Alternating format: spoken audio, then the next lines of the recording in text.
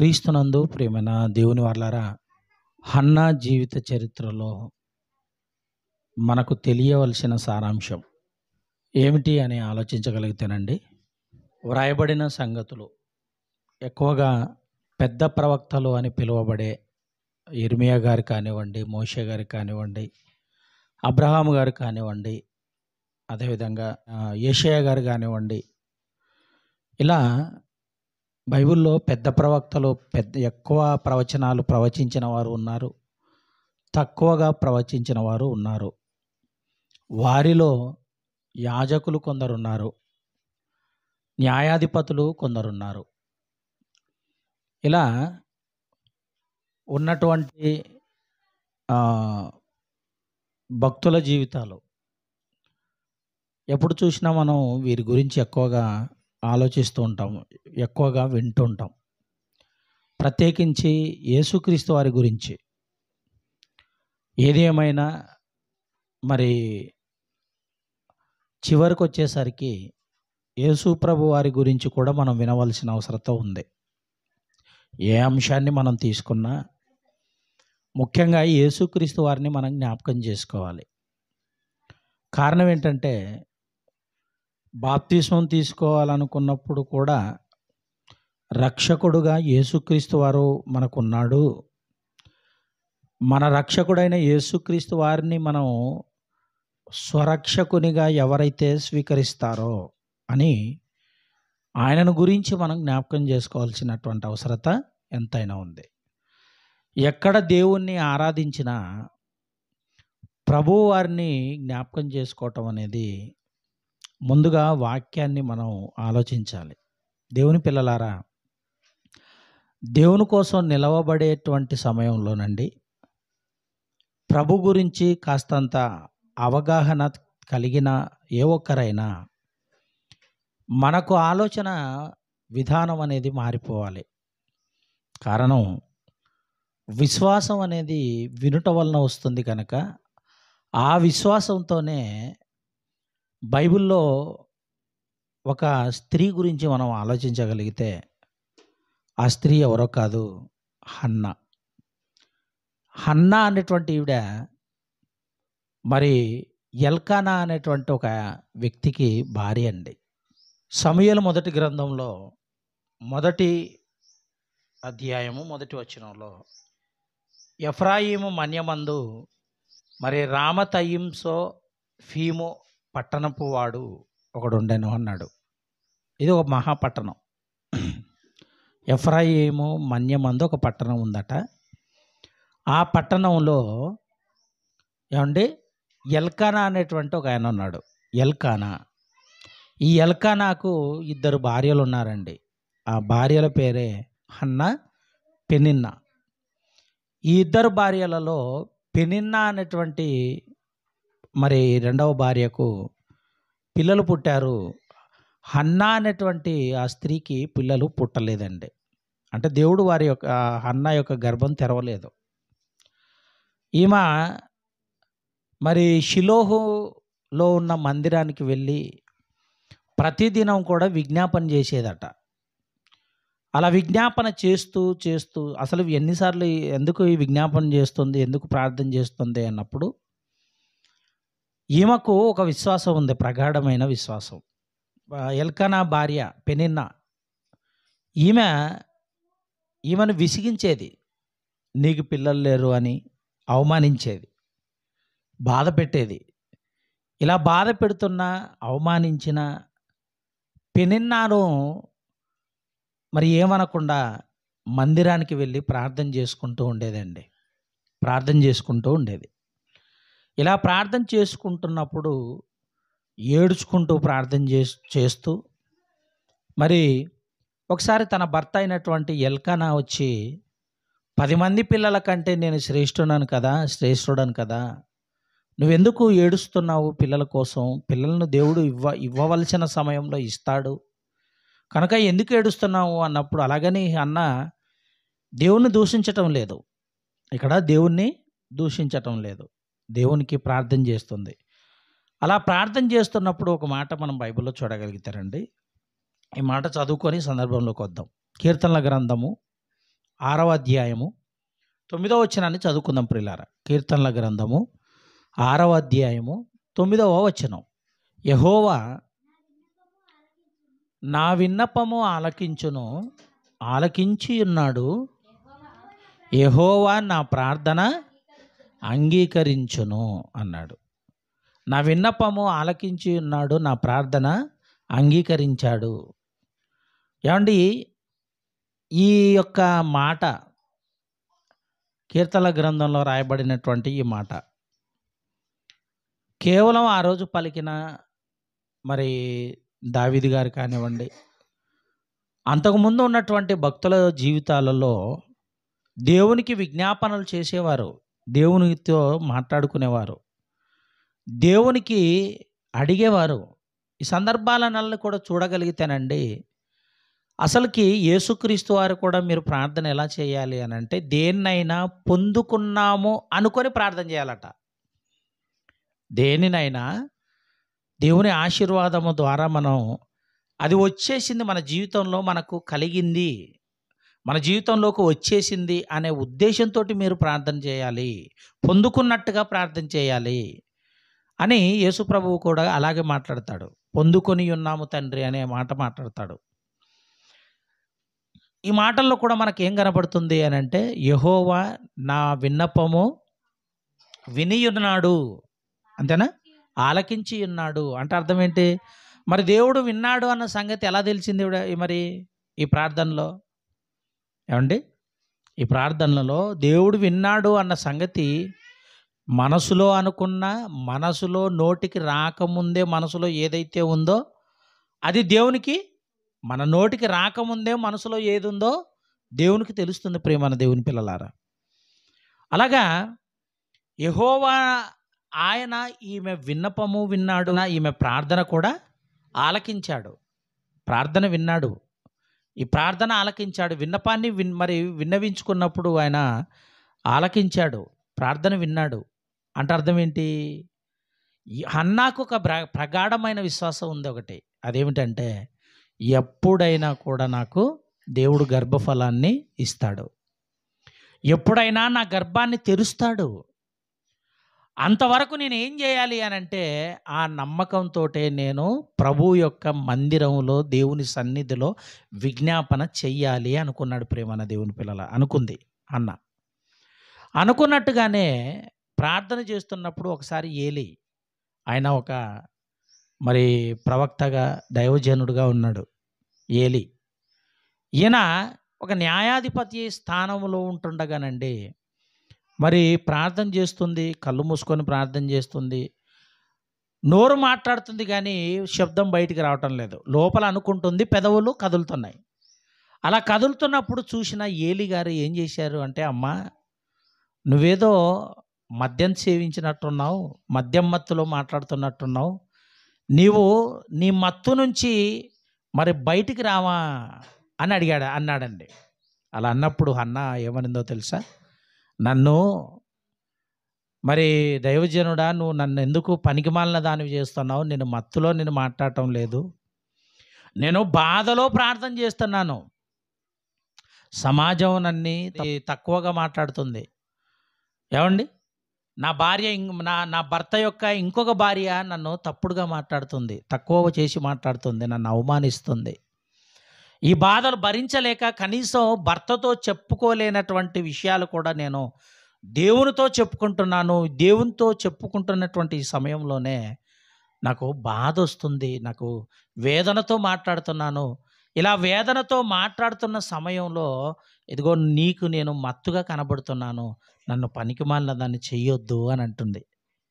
ప్రేమన దేవుని పిల్లలారా, అలా అంటుండగా ప్రియమైన వాళ్ళారా, తనకున్న ఆలోచన ఏంటంటే, దేవుడు ఒకవేళ నాకు కుమారుణ్ణి ఇస్తే దేవునికే నేను సమర్పిస్తాను అని బైబిల్లో ఒక మాట ఉంటుందండి. మరి కనని గర్భం అనేది చాలును అని చెప్పదట, వద్దని చెప్పదట. కనని గర్భము చాలు, ఇక నాకు పిల్లలు చాలు అని ఎప్పుడు అనుకోదండి, అనుకోదు. కారణం ఏంటంటే, పిల్లలే లేనప్పుడు పిల్లలు కావాలి కావాలి కావాలి కావాలి అన్నటువంటి ఈ యొక్క ఆలోచనతో ఉన్నటువంటి ఆ స్త్రీ ఎవరైనా కానీ, ఏ స్త్రీ అయినా కూడా పిల్లలు చాలు అని మాట్లాడుకుంటుందా ఎప్పుడైనా? అనుకుంటుందా? అనకదు. ఎందుకంటే పిల్లలు కావాలి. ఎందుకంటే అప్పటి వరకు పిల్లలు లేరు. చాలును అనని 4వ స్థానం అండి ఇది. అందుకే మరి హన్నా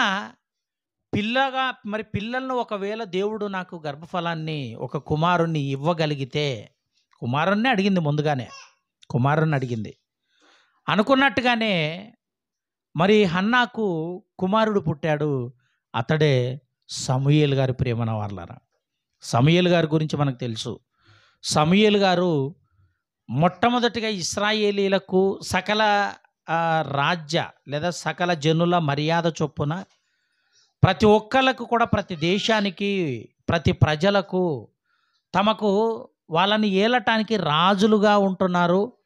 మాకు కూడా రాజు కావాలని ఇశ్రాయేలీయులు కోరుకున్నప్పుడు, అంటే అప్పటి వరకు వాళ్ళని ఎవరు ఏలుతున్నారు, ఎవరి పరిపాలనలో ఇశ్రాయేలీలు ఉన్నారు అంటే దేవుని పరిపాలనలో ఉన్నారు. దేవుడే వారికి రాజుగా ఉన్నాడు.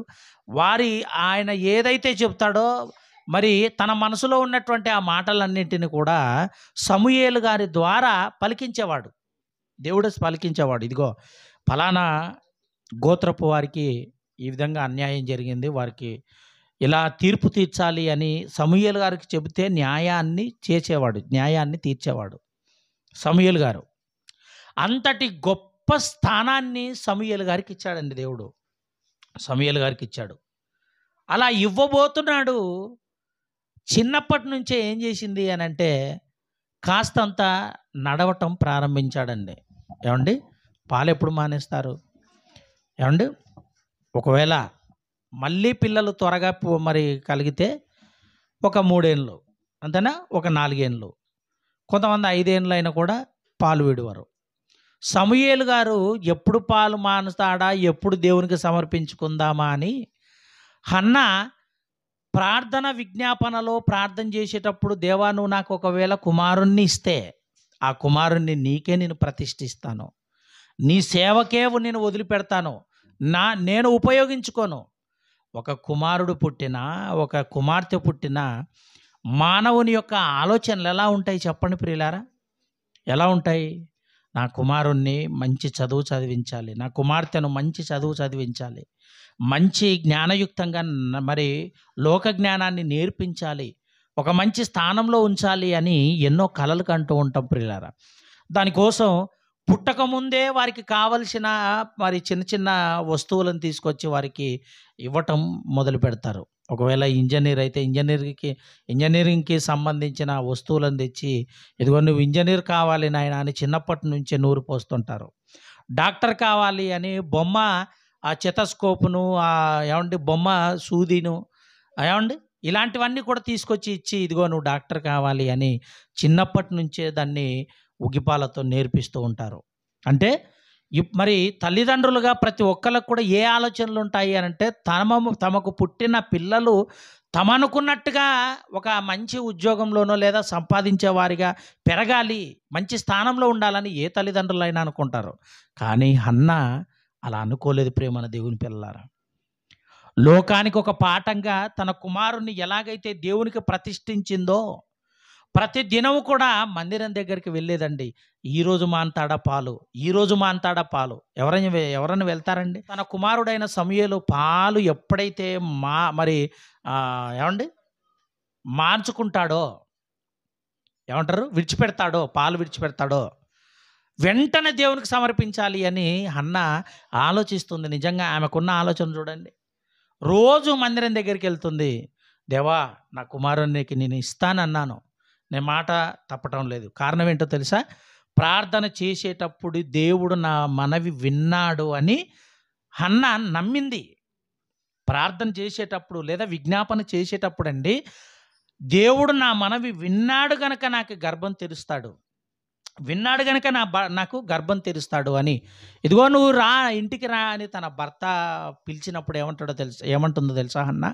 నువ్వు వెళ్ళు. ఈ సమయంలో ఒకవేళ పాలు మానేస్తే సమూయేలును దేవునికి సమర్పించుకోవాలి. అందుకే యెహోవా మందిర సేవ అనేది చాలా గొప్ప సంగతి ప్రియమైన వాళ్ళారా. యెహోవా మందిర సేవ అనేది చాలా గొప్ప సంగతి. అందుకే చిన్నప్పటి నుంచే పాలు ఎప్పుడైతే విడిచిపెట్టాడో వెంటనే దేవునికి సమర్పించుకుంది. ఒకసారి చూద్దాం ఆ మాట, బైబిల్లో చూద్దామండి.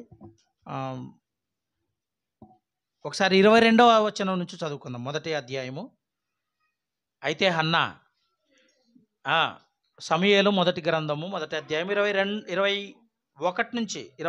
నుంచి ఎల్కానాయును అతని ఇంటి వారందరూ యెహోవాకు ఏటేటా అర్పించు బలి అర్పించుటకు మ్రొక్కుబడిని చెల్లించుటకును పోయిరి. అయితే హన్నా, బిడ్డ పాలు విడుచు వరకు నేను రాను అన్నాడు. చూడండి, ఆలోచిస్తున్నాడా? హన్నా ఏమంటుందట? బిడ్డ పాలు విడుచు వరకు నేను రాను, వాడు యెహోవా సన్నిధిని అగుపడి తిరిగి రాక అక్కడనే ఉండునట్లుగా నేను వాణ్ణి తీసుకొని వత్తునని తన పెనిమిటితో చెప్పి వెళ్ళకయుండెను. పిలిస్తే కూడా వెళ్ళలేదు. బిడ్డ పాలు విడిచిపెట్టాలి. బిడ్డ పాలు ఎప్పుడైతే విడిచిపెడతాడో నేను యెహోవాకు నేను ప్రతిష్ఠించాలి సమూయేలుని దేవునికి అర్పించాలి అన్న తన తపన ఆలోచిస్తుంటే ప్రియమైన దేవుని పిల్లలారా, ఒకసారి ఆలోచించండి. ఇదిగో దేవుడు నాకు ఇస్తే నేను ఇస్తాను అని అనుకుంటున్నామే కానీ దేవునికి మనమేమి ఇచ్చామో అది ఎప్పుడైనా ఆలోచించారా? తన గర్భం తెరవకముందే, గర్భంలో సమూయేలు పడకముందే దేవునికి ఒక మాట ఇచ్చింది. దేవా, నీ సేవ నిమిత్తం నా కుమారుని నీకు సమర్పిస్తాను. నీ సేవలో నా కుమారుడు ఉండాలి, మరణం వరకు, మరణించేంత వరకు నా కుమారుడు ఉండాలి అని తన కుమారుని గురించి దేవునికి మాట ఇచ్చింది. ఇచ్చిన మాట చొప్పున ఎప్పుడెప్పుడు దేవునికి సమర్పించాలా? భర్తను కాదంటుంది, తన కుటుంబం వారిని కాదంటుంది, తన ఇంటి వారిని కాదంటుంది. ఎవరు ఏమి చెప్పినా కూడా తను ఏదైతే అనుకుందో తన కుమారుణ్ణి దేవునికి ఇవ్వడానికి తనకెందుకు అంత తపన? కారణం, దేవునికి ఇస్తానన్నది కుమారుడని కాదండి. ఇక్కడ బాగా ఆలోచించాలి మనం. కుమారుడనే కాదు, దేవునికి ఏదైనా మనం చేయాలనుకున్నప్పుడు దాన్ని ఎన్ని కష్టాలైనా కూడా చేసి తీరాలది. అదండి దేవుని మీద మనకున్న నమ్మకాన్ని పెంచుకోవటం అంటే. అది దేవుడు అంటే ఇష్టమని మనం చెప్పుకోవడానికి అసలు దేవుని కోసం మనం ఏం చేయాలి, దేవునికి మనం ఏమి సమర్పించుకున్నాం, ఎంతవరకు మనం నెరవేర్చాం, దేవుని కోసం ఎంతవరకు నిలబడ్డాం అన్నా ఒకసారి చూడగలిగితే ప్రియులారా, ఆ స్థిరమైన ఆలోచన, స్థిరమైన మాట చూడండి ఒకసారి, ఎంత గొప్పగా ఆలోచిస్తుందో చూడండి హన్నా.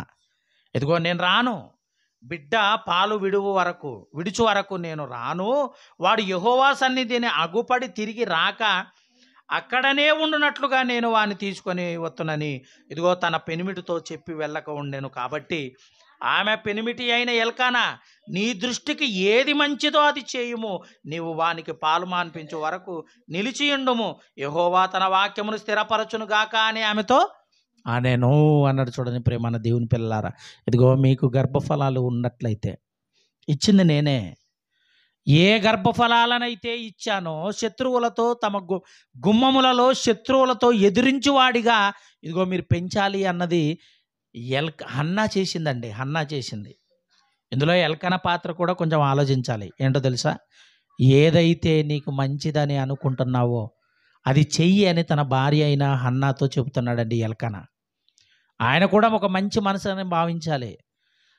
లేక కుమారుడు పుడితే మనం పెంచుకోకుండా, మన కొరకు పెంచుకోకుండా దేవునికి ఇస్తానంటున్నావేంటి అని అనాలి.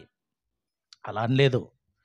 నీకు ఏదైతే మంచిదని నీకు అనిపిస్తుందో, ఏది మంచిదని అనిపిస్తుందో అదే చెయ్యి అని హన్నాకు సెలవిచ్చాడండి. హన్నాకు సెలవిచ్చాడు, వెళ్ళిపోయిన తర్వాత ఏం జరిగింది? 23వ వచనం, కాబట్టి ఆమె పెనిమిటి అయిన ఎల్కానా, నీ దృష్టికి ఏది మంచిదో అది చెయ్యి, నీవు వానికి పాలు మాన్పించు వరకు నిలిచియుండుము, యెహోవా తన వాక్యమును స్థిరపరచునుగా కానీ ఆమెతో అనెను. కాగా ఆమె అక్కడనే ఉండి తన కుమారునికి పాలు మాన్పించు వరకు అతన్ని పెంచుచుండెను. పాలు మాన్పించు వరకు పెంచుచుండెను. 24, పాలు మాన్పించిన తర్వాత అతడు ఇంకా చిన్నవాడై ఉండగా ఆమె ఆ బాలుని ఎత్తుకొని 3 కోడెలను, తూమడి పిండెను, ద్రాక్షారసము తిత్తిని తీసుకొని షిలోహులోని మందిరమునకు వచ్చెను. వారు ఒక కోడెను వధించి పిల్లవానిని ఏలీ యొద్దకు తీసుకొని వచ్చినప్పుడు ఆమెతో ఇట్లానేను, నా ఏలినవాడా, నా ఏలినవాని ప్రాణము తోడు నీ యొద్ద నిలిచి యెహోవాను ప్రార్థన చేసిన స్త్రీని నేనే. మళ్ళీ జ్ఞాపకం చేస్తుంది ఏలీ దగ్గర. ఏలీ దైవజనుడా, నా ఏలినవాడా, ఒకసారి నేను ప్రార్థన చేస్తుంటే నువ్వు మందు దాగి ప్రార్థన చేస్తున్నావు, నువ్వు మత్తును వదులు అని అన్నింది నువ్వే. ఇదిగో నేను నన్ను పనికిమాలిన దాన్ని చెయ్యొద్దు ఏలినవాడా, దైవజనుడా. నేను దేవునికి ఒక విజ్ఞాపన చేసుకుంటున్నాను. దేవా, నాకు కుమారుణ్ణి ఇస్తే ఆ కుమారుణ్ణి నీకే సమర్పించి మరి నీకోసం నిలవబెడతానని ఆ రోజు ప్రార్థన చేసిన స్త్రీని నేనే అంటుంది. చూడండి ఆ మాట, నా ఏలినవాడా, నా ఏలినవాడి ప్రాణము తోడు నీ యొద్ద నిలిచి యెహోవాను ప్రార్థన చేసిన స్త్రీని నేనే. ఈ బిడ్డను దయచేయమని యెహోవా నేను చేసిన మనవిని ఆయన నాకు అనుగ్రహించెను. కాబట్టి నేను ఆ బిడ్డను యెహోవాకు ప్రతిష్ఠించుచున్నాను. తాను బ్రతుకు దినములన్నీ వాడు యెహోవాకు ప్రతిష్ఠితుడని చెప్పాను. అప్పుడు వాడు యెహోవాకు అక్కడనే మొక్కెను అన్నాడు. చూడండి ప్రియమైన వాళ్ళారా, తాను బ్రతికిన దినములన్నీ తనకున్న ప్రాధాన్యత ఏంటో తెలుసా? ఇశ్రాయేలీలకు రాజు కావాలనుకున్నప్పుడు సౌలు దేవుడు ఏర్పాటు చేసుకున్నాడు. సమూయేలును పంపించాడు, సౌలు దగ్గరికి పంపించి ఇదిగో నేను కోరుకున్న వ్యక్తి ఇతనే అన్నప్పుడు మరి సౌలు గారు ఖచ్చితంగా అతని దగ్గర ఉండాలి.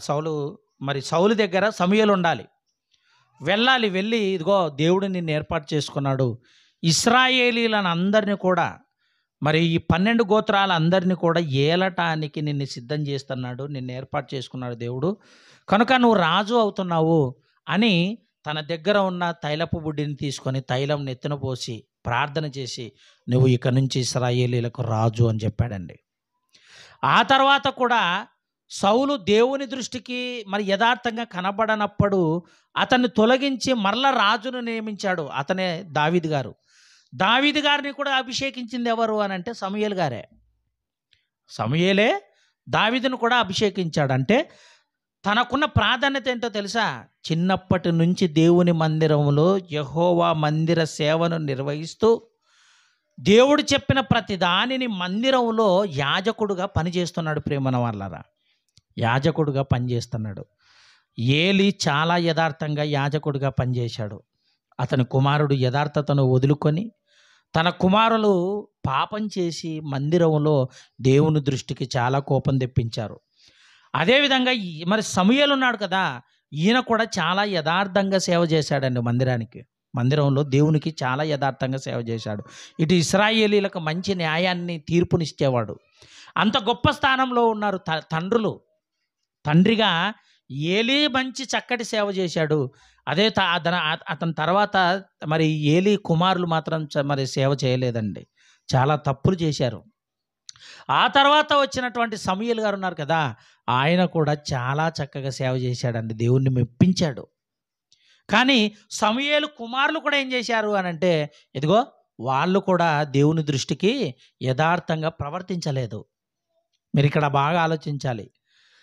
తండ్రి చేత లేదా దేవుని చేత ఏర్పరచబడినటువంటి వారు తమ కుమారులకు మాత్రం జ్ఞానాన్ని నేర్పించుకోలేకపోయారండి. పోనీ అతని యొక్క యథార్థతను చూసైనా పెరగలేదు. దేవుని దృష్టికి యథార్థంగా బ్రతకలేదు పిల్లలు. తండ్రులుగా ఏలీ గారు ఒక మంచి స్థానాన్ని ఆ స్థానానికి న్యాయం చేశాడు. ఆ తర్వాత సమూయేలు గారు కూడా న్యాయం చేశాడు. ఇక్కడ బాగా ఆలోచించగలిగితే ప్రియమైన దేవుని పిల్లలారా, ఈ సమూయేలును దేవునికి ప్రతిష్ఠించిన తర్వాత మళ్ళీ తన గర్భాన్ని తెరిచాడు దేవుడు. చాలా వరకు అండి పిల్లలు పిల్లలు అయ్యారనుకోండి, దేవుడు ఒకసారి పిల్లలను కన్నారు అని అంటే మళ్ళీ ఇస్తారు. అలాగే అంతవరకు ఇవ్వకుండా అంతవరకు బాధపడినటువంటి హన్న మళ్ళీ తర్వాత అంటే సమూయేలును దేవునికి అప్పగించిన తర్వాత 3 కుమారులను 2 కుమార్తెలు అంటే 5 మంది పిల్లల్ని కనిందండి ప్రియులారా. 5 మందిని దేవుడు ఇచ్చాడు తనకు. కారణం ఏంటో తెలుసా? నేను సమూయేలును దేవునికి ప్రతిష్ఠ చేసినా దేవుడు మళ్ళీ నా గర్భాన్ని తెరిచి నాకు పిల్లల్ని ఇస్తూనే ఉంటాడు అని హన్న నమ్మింది. అన్న నమ్మింది. అలా నమ్మింది గనక మళ్ళీ ముగ్గురు కుమారులను ఇచ్చాడు. అంటే సమూయేలు కాక ముగ్గురు కుమారులను ఇచ్చాడు. ఆ మాట చూద్దాం. 2వ అధ్యాయము 21వ వచనం. యెహోవా హన్నాను దర్శింపగా ఆమె గర్భవతి అయి ముగ్గురు కుమారులను 2 కుమార్తెలను కనెను. అయితే బాలుడు అగు సమూయేలు యెహోవా సన్నిధిని ఉండి ఎదుగుచుండెను అన్నాడు. చూడండి ప్రియులారా, సమూయేలు ఎక్కడ ఎదుగుచున్నాడు? మరి అప్పటికి ఈమెకి ఎంతమంది పిల్లలు పుట్టారు? బాలుడుగా ఉన్నాడు ఆయన. ఇంకా ఆయన బాలుడుగా ఉన్నప్పుడే, అంటే ఆయన ఇంకా పెద్దగా కాకముందే ఈమెకి ఎంతమంది పుట్టారు? 5 మంది పిల్లలు పుట్టారు. మీరు ఆలోచించండి ప్రియులారా, హన్నాకున్న విశ్వాసం. హన్నాకు దేవుడికి ఇస్తే 5 రెట్లు నాకు ఇస్తాడని హన్నా నమ్మింది. ప్రియమైన వాళ్ళారా, నమ్మింది గనక తన కుమారుని దేవునికి సమర్పించుకుంది. హన్నా కూడా విజ్ఞాపన చేస్తూ ఎంత గొప్పగా మాట్లాడిందో ఒకసారి 2వ అధ్యాయం చూద్దాం. 2వ అధ్యాయంలో ఎలా మంచి మాటలు పలికిందో మొదటి వచనం నుంచి. మరియు హన్నా విజ్ఞాపన చేసి ఇలాగూ అనెను, నా హృదయము యెహోవా యందు సంతోషించుచున్నది. దేవుని కుమారుణ్ణి దేవుడే ఇచ్చాడు కనుక దేవునికి సమర్పించుకుంటే ఈమెకేంటి ఆనందం? ఆలోచిస్తున్నారా? మీరు ఆలోచించండి ప్రియమైన వాళ్ళరా, మన పిల్లలే 100 మందిలో 1000 మందిలో ఎక్కడైనా దేవుని యొక్క మాటలు పలికి దేవుని మాటల చేత వారిని సంతోషపరుస్తున్నాడు అనుకోండి. ఆ 1000 మందిని సంతోషపరుస్తుంటే మనము మన పిల్లలను చూస్తే ఎంత ఆనందం ఉంటుంది చెప్పండి ప్రియులారా. మనము మన పిల్లలను చూసినప్పుడు అలాగా ఇంతమందిని దేవుని యొక్క మాటల చేత నడిపిస్తున్నాడు అని ఒకవేళ మనం చూడగలిగితే మనం ఎంత ఆనందిస్తాం. నా హృదయం యెహోవా యందు సంతోషించుచున్నది, యెహోవా యందు నాకు మహాబలము కలిగెను. నీ వలని రక్షణను బట్టి సంతోషించుచున్నాను. వారి విరోధుల మీద నేను అతిశయపడుదును. యెహోవా వంటి పరిశుద్ధ దేవుడు ఒకడును లేడు, నీవు తప్ప మరి ఏ దేవుడునూ లేడు అంటాను. చూడండి ప్రియమైన దేవుని పిల్లలారంటే తమకు కలిగిన గొప్ప కార్యాన్ని బట్టి తాను విజ్ఞాపన చేసేటప్పుడే ఇచ్చిన కుమారుణ్ణి దేవునికి సమర్పించుకుంది. ప్రియమైన దేవుని పిల్లలారా, మరి ఇలాంటి సందర్భాన్ని మనం చూడగలిగితేనండి, అబ్రహాము గారు కూడా లేక పుట్టాడు. 100 ఏళ్లలో పుట్టాడు. 100 ఏళ్లలో పుట్టినటువంటి ఇస్సాకును దేవునికి బలి ఇవ్వడానికి దేవుడు అడిగాడు. అడిగిన వెంటనే కాదనకుండా దేవునికే సమర్పించుకోవడానికి వెళ్ళాడు. ఎందుకు వెళ్ళాడో తెలుసా? తను కూడా ఆకాశ నక్షత్రం అంత పిల్లలు నాకు దేవుడు ఇస్తా అన్నాడు. సముద్ర తీరాన ఉన్న ఇసుక రేణువులంత పిల్లల్ని నాకు ఇస్తానన్నాడు దేవుడు. అందుకే ఈరోజు విశ్వాసుల తండ్రిగా మారిపోయాడు. అంటే అబ్రహాం గారు దేవుడు అడిగాడు అంటే ఇవ్వాలి. ఆయన అడిగితే అబ్రహాం గారు ఇచ్చారు. బాగా ఆలోచించాలి ఇక్కడ. ఆయన అడిగితే అబ్రహాం గారు ఇచ్చారు. హన్నా ఏం చేసింది? అడగకపోయినా దేవుడు ఇస్తే దేవుడు ఇచ్చాడు. దేవునికి నేనే ఇస్తాను, ఆయన అడక్కముందే నేను ఇస్తాను. అడక్కముందే ఇచ్చిందండి. హన్నా అడక్కముందే ఇచ్చింది కనుక ప్రేమన దేవుని పిల్లలారా, తనకున్న కమిట్మెంట్ చూశారా? ఎంత స్థిరపరచుకుంది ఆ మాటను. ఏ మాటను? ఏమండి, 1 సంవత్సరం ముందు ఏదైనా మనము దేవునికి వాగ్దానం చేసామనుకోండి, సంవత్సరం తర్వాతనండి దాన్ని మనం నెరవేర్చలేమండి, మర్చిపోతాం 365 రోజులకి. కానీ హన్నా ఏం చేసింది? కలగకముందే, అంటే పిల్లలు పుట్టకముందే దేవునికి మాట ఇచ్చింది. ఆ మాటను పుట్టగానే నెరవేర్చింది.